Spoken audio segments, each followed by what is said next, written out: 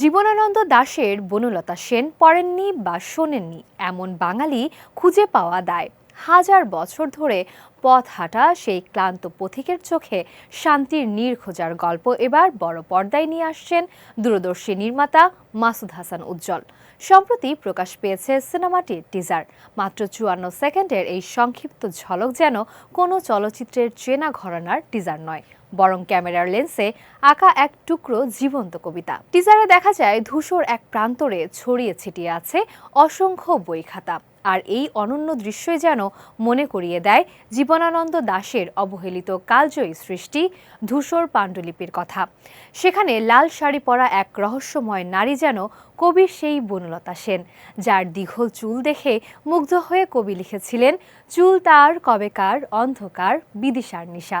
নির্মাতা মাসুদ হাসান উজ্জ্বলের ফ্রেমে সাদা পোশাকে হাজির হয়েছেন স্বয়ং রূপসী বাংলার কবি।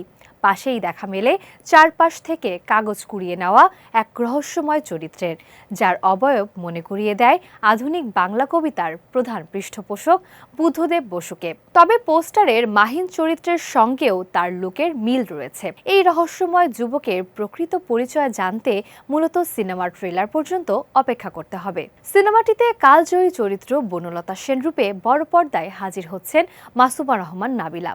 অন্যদিকে রূপসী বাংলার কবি জীবনানন্দ দাশের চরিত্রে অভিনয় করেছেন এই প্রজন্মের প্রতিভাবান অভিনেতা খায়রুল বাশার। এছাড়াও সিনেমাটির বিভিন্ন গুরুত্বপূর্ণ চরিত্রে অভিনয় করেছেন সোহেল মণ্ডল, নাজিবা বাশার, প্রিয়ন্তী উর্বি সহ আরও অনেকেই।